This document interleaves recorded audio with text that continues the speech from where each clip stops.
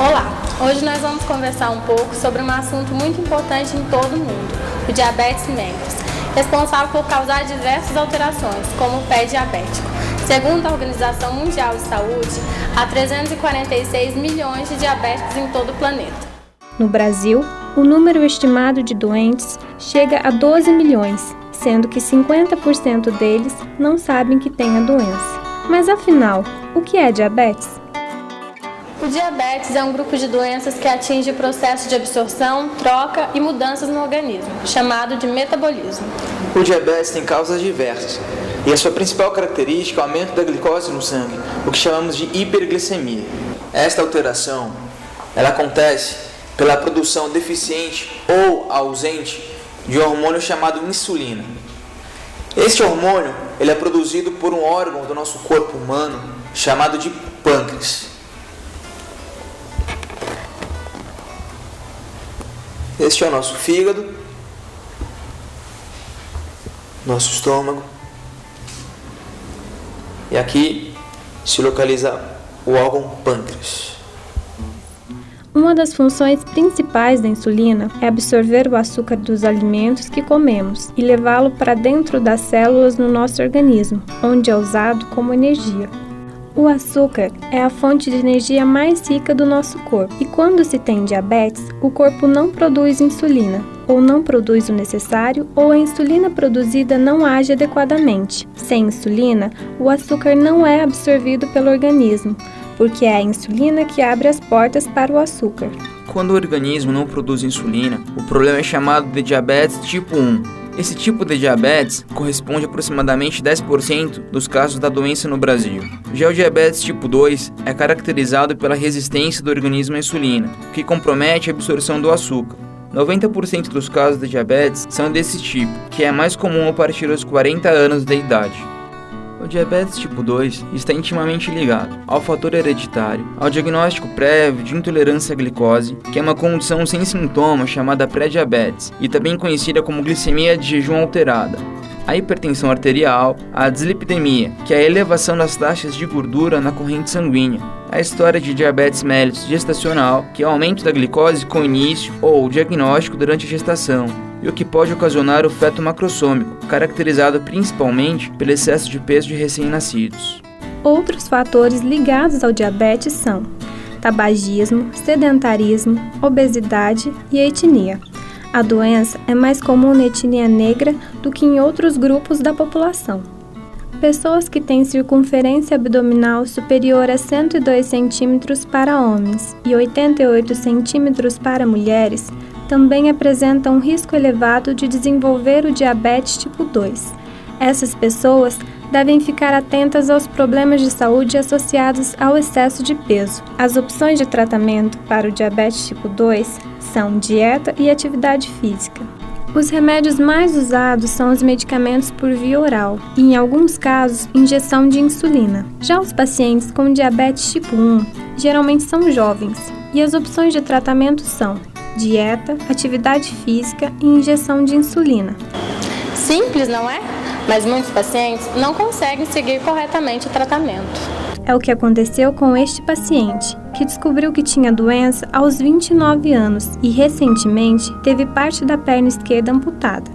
Eu fui relapso, eu fui imprudente, entendeu? Eu comia de tudo. Se eu soubesse que eu ia chegar a isso, talvez eu tivesse me cuidado mais. Você só dá valor naquilo que você perde. Então, fica atento aos sintomas do diabetes tipo 1.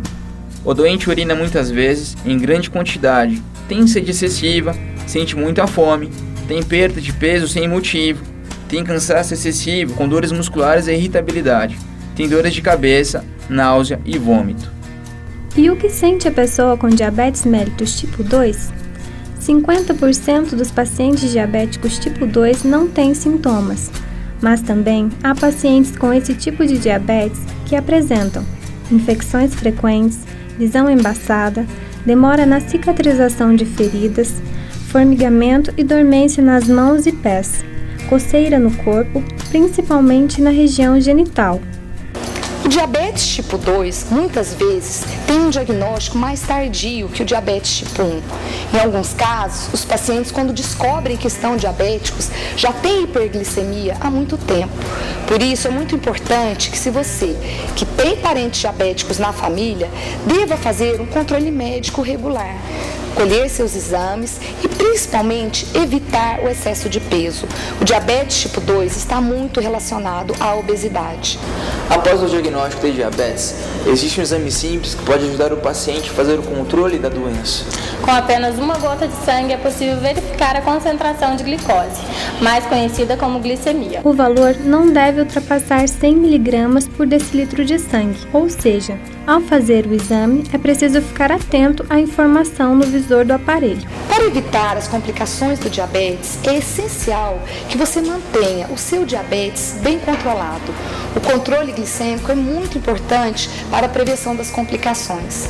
Além disso, a sua pressão arterial deve estar bem controlada e principalmente os valores de colesterol. Controlando a glicemia, o diabético evita complicações da doença como problemas oculares, problemas renais, problemas de circulação, doenças cardiovasculares, infarto, derrame cerebral, amputações e neuropatia, que é uma doença dos nervos periféricos, sendo mais comum nos membros inferiores, pernas e pés. Esta doença provoca a perda da sensibilidade e pode causar formigamento. Com isso, há o risco de ferimentos e cortes, que, quando não identificados a tempo, podem evoluir para as infecções. Quando o problema compromete os pés, é chamado de pé diabético. Eu ouvia falar do pé diabético, mas eu não sabia o que isso significava na prática. Então eu não tinha nenhum cuidado com relação a sapato, evitar atrito, calo. Eu gostava muito de usar sapato de bico fino e salto alto. Ninguém nunca me falou do problema de circulação. Então isso eu fui descobrindo na prática. Eu tive que amputar um dedo há 3 anos atrás por causa de um calo que formou de um sapato que eu coloquei. E isso, se eu soubesse a tempo hábil, é claro que não teria acontecido. Aí um dia eu fui fazer um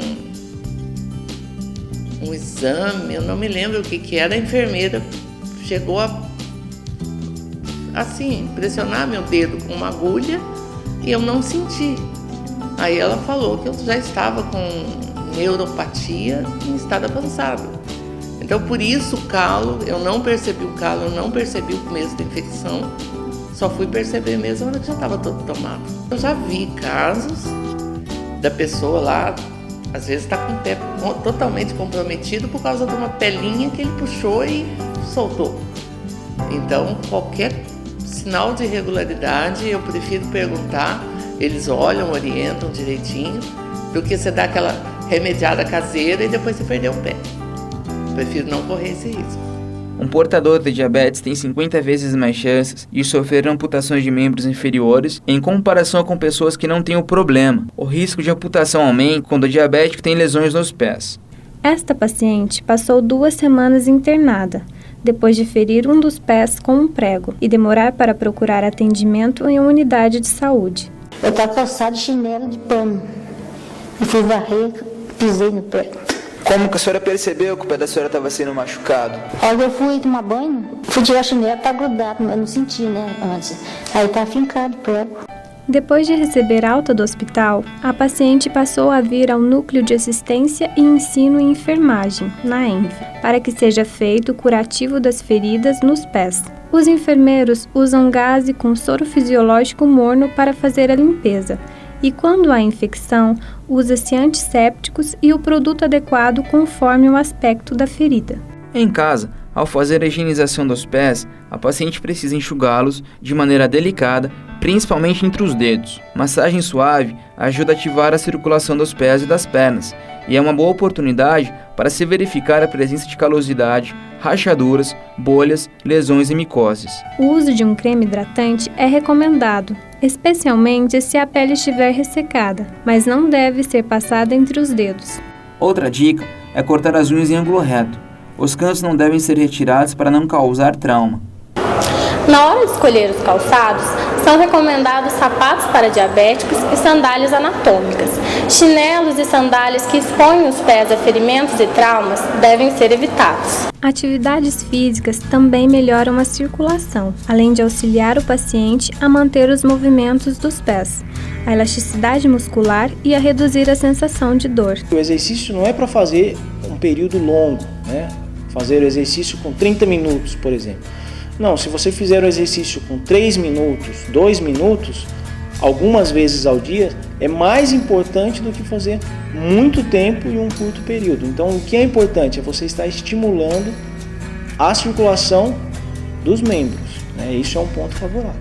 A caminhada é extremamente importante para esses indivíduos. O que se tem que tomar cuidado é com os calçados. Por quê? Se ele estiver usando um calçado inadequado para aquela atividade que ele está fazendo, pode ser que ao final daquela atividade, ao invés de termos o benefício, nós temos o malefício, porque o sapato pode provocar uma úlcera ou um machucado e esse machucado se transformar numa ferida. Então, antes dele começar a fazer uma atividade, ele tem que ter uma orientação sobre o melhor calçado para ele estar fazendo a atividade. E não somente sobre o melhor calçado, mas sobre o conforto daquele calçado para o pé dele, que é o importante. Senão, aquele exercício que muitas vezes é pequeno, para ele vai ser um exercício extenuante, mas não do ponto de vista de cansar, mas do ponto de vista de ter machucado. E depois ele vai ter um problema a mais, que é o machucado da lesão. Então é isso que a gente tem que tomar cuidado.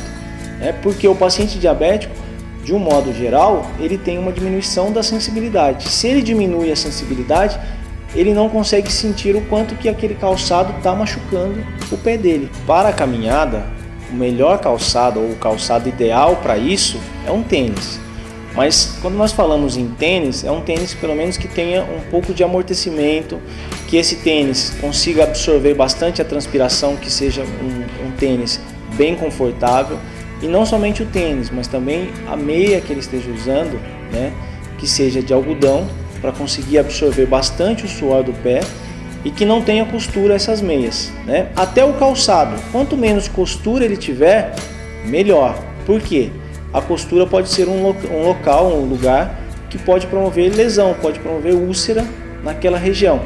E novamente, cada vez que você demora para ver essa alteração, esse problema, pode se tornar um problema maior. Então, sempre depois da caminhada, mesmo que ele esteja usando um tênis extremamente adequado, é importante que ele chegou daquele exercício, tire e faça a inspeção no pé, a autoinspeção. Enfim, o tratamento e os cuidados com os pés devem proporcionar melhor qualidade de vida, o que inclui não abrir mão do bom humor. Então, siga as orientações de médicos e enfermeiros e viva com muito bom humor. Assim, você evita complicações e tem uma rotina mais saudável e feliz. Até a próxima!